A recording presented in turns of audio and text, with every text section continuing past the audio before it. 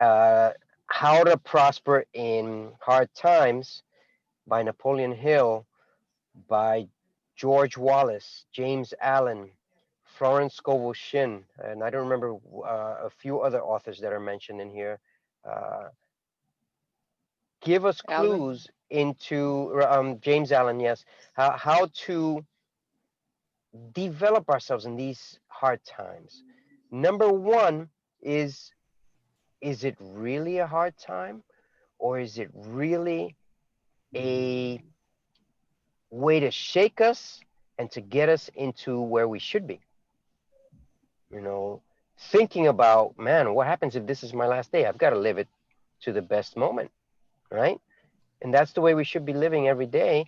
You doesn't mean you have to do everything, but getting out there in the world, venturing, as Gina said, and Reg, I believe mentioned. Are you doing this once in a while? You don't have to do it all the time. And as I tell people when I go on hikes, the best things in life are free, but then the second best things are very expensive. The reality is that we don't take advantage of the free things. We jump into the things that are expensive. So take advantage of the free things as well.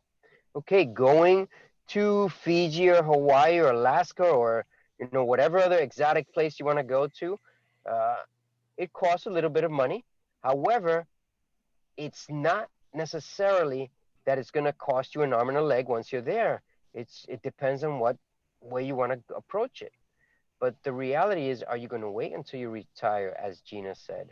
Um, is that the most beneficial way to do this? How do you know you're going to retire? How do you know that you're going to be around that long? So you're going to work until you're unhealthy and then you want to travel unhealthily?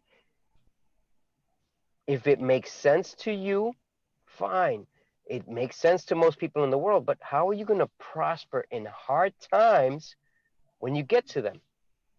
So, how do you prosper? These are the four areas, as I believe Charles, uh, I think you all three mentioned Charles, Gina, and Reggie. Number one, health. All right, health begins in your brain and your heart. All right, wherever emotion is created, then you've got to follow up with motion. All right, you've got to move. You've got to bring it into reality. So, yes, maybe you want to have a nice house someday, right? But what are you doing? Are you looking at houses? Are you researching in what area you want to live in? Do you know how many bedrooms you want? Do you know how many living rooms you want? You might want more than one living room. I don't know. Maybe you want a den or a library. Maybe you want a garage that you can convert into a gym or a ping pong court. Maybe you want a pool, as Charles and I were talking earlier today, that people are moving to Pennsylvania because for the $3,000 rent that they were paying, or $5,000 or $6,000, they could get half of that and still live luxuriously out there. So why not take advantage of this now that you have an opportunity to do it? So sometimes we've got to prosper in these hard times by looking at things in a different perspective. So health is where it has to start, right? So that's one of the areas that Napoleon Hill offers this, not just as the sole author, but as the person who wrote this book. Number two, where else? What creates success in our life? Success can be created from anything. It could be created from a relationship. It could be created from just taking time off regularly, not just going on a vacation once a year, but just taking time off regularly, maybe to meet with friends, maybe to enjoy nature, maybe to help out some community, whatever it is. There's no perfect success scenario. All right. Now, remember that our mind is where we create this health and success. How does Napoleon Hill summarize this? He summarized it in a few ways, but he says, and I dare to quote, uh, success and health are created in simple ways. Jesus created wine from water. Did you know that you and I can create wine from water? Not literally, but figuratively. We can create wine from water. Stop thinking about negative stuff, or what are you gaining from thinking negatively? If you can answer that question when you start to think negatively, then you've got the answers. You've got the answers. Now, Reggie mentioned how sometimes we look at wealthy people negatively. What do you gain from looking at them negatively? Why not wish them well, congratulate them, send more blessings their way so that they're able to prosper even more? You know, Gina mentioned, and I dare to quote again, as I told her, you did a Tony Robbins thing, Gina, and it's a reminder as well to me, as well as it should be to her, is that we have to know that we're capable of saying the most positive things in the world, going into a slump and saying negative things, but then bringing it back up to the positive. Because there's no better way to realize how good things are by also realizing the opposite and then bringing it back up. And that's how Tony Robbins is a master of communication, because he knows how to bring a positive into the negative and then bringing it back to the positive again.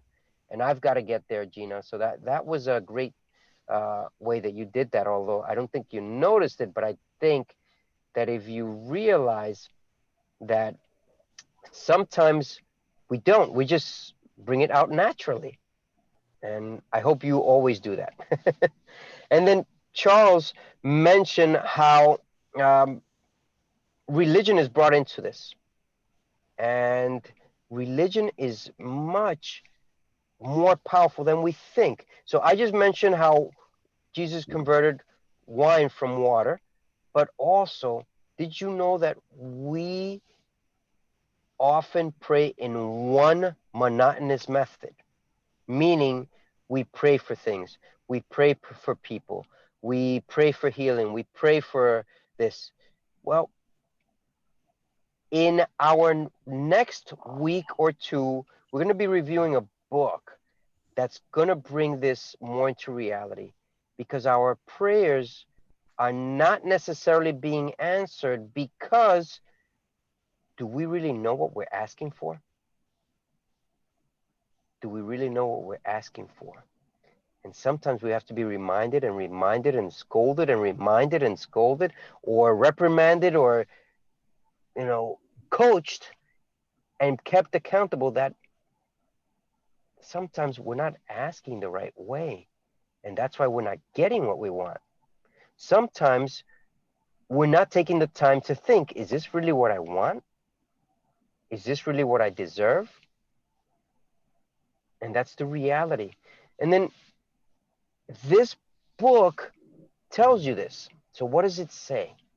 Number one is, as Reggie said as well, in reference to that author that he mentioned, what was that author that you just mentioned? Stuart Wilde. We have to look at things from the end towards the beginning. Meaning, if you want that mansion in your life, think of it as if you already have it, and thank God for giving it to you. Think of it as if you're already living there. As I've said before, and I think I said it when Stuart Wilde, when we reviewed that book, the apartment that my wife and I have now, I drive by as the building was being created. And I'm like, man, I can see myself living on the 7th floor, looking out the front. And I drove by, and this is where I'm going to park. And sure enough, I parked pretty much right where I said I was going to park. I live pretty much where I said I was going to live. And, we're grateful for this. Although right now I'm not parked where I'm saying I'm going to park, because most people are taking advantage of the parking now. But if you get here in a certain time, there's no parking unless I want to wait. So I'm parked a block away from where I live right now. But that's fine by me, because it's not always. So if you want this reality to be created, there's going to be a book that's going to guide us more into this. But these are the most important things that I learned from this book, is Religion is a part of this, right? If you don't have a religion, a part of your life, how are you going to get spiritually connected and bring that emotion into motion, right? Health. Your heart can heal itself, and it can create power by healing others as well. So you're going to just heal yourself, or you're going to assist to heal others, right? Success. How are you creating success? Are you saving 10% of your money? At least 10%?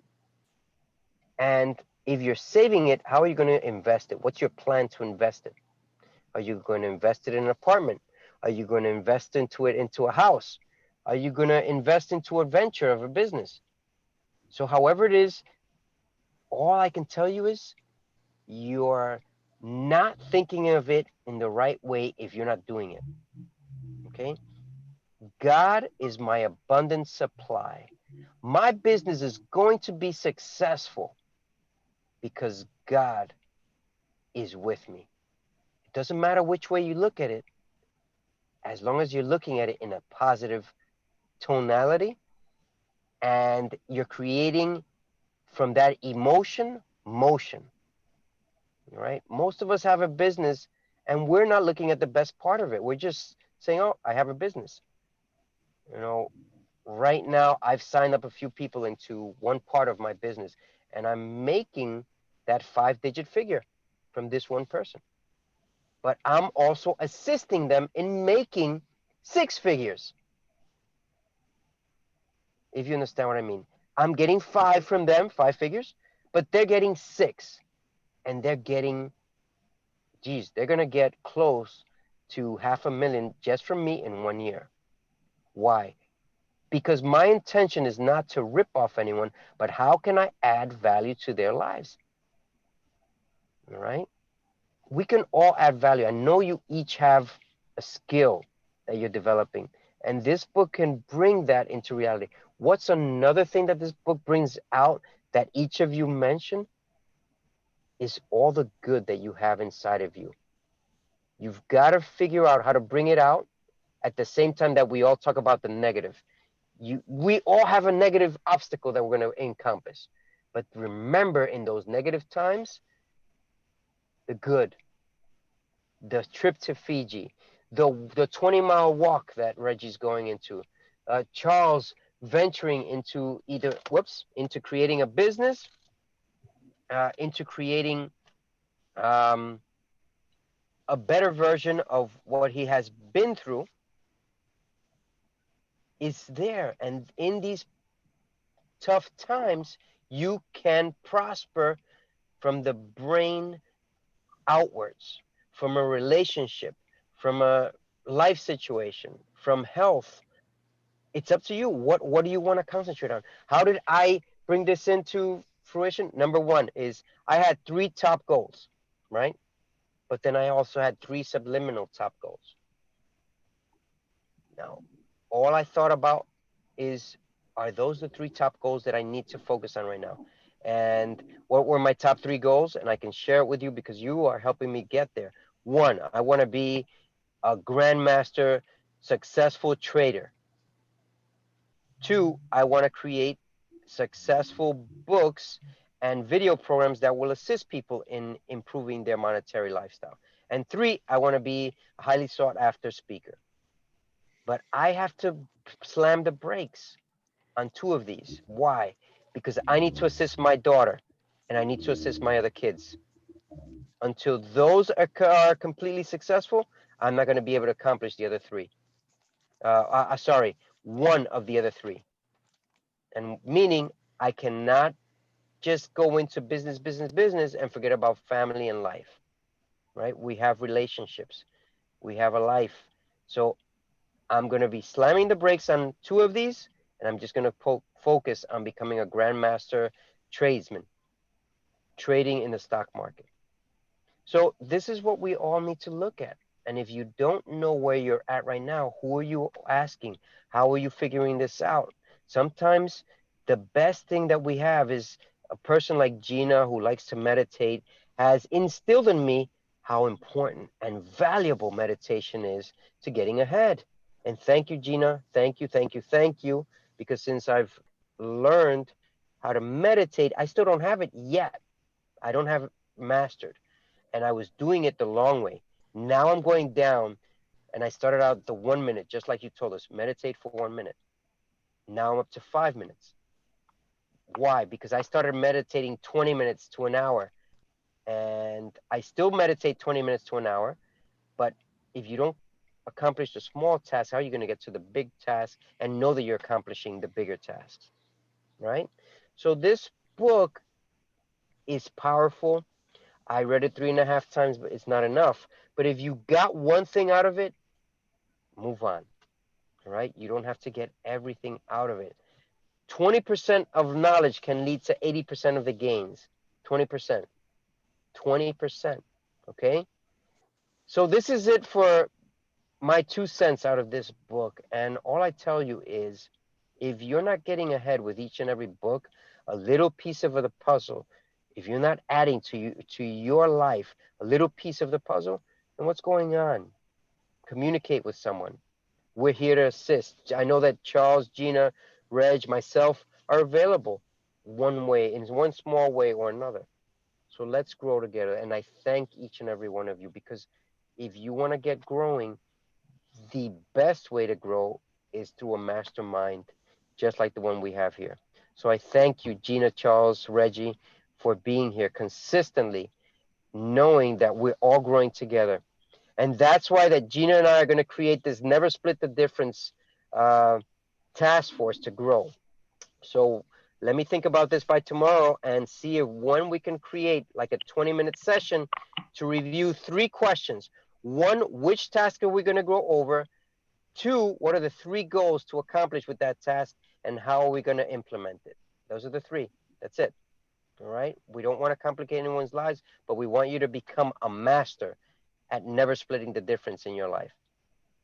Okay. So this is it for the review today. Everyone, have a great evening. Thank you for being here. Thank you. And I hope you got something out of this book. Have a great one. Um,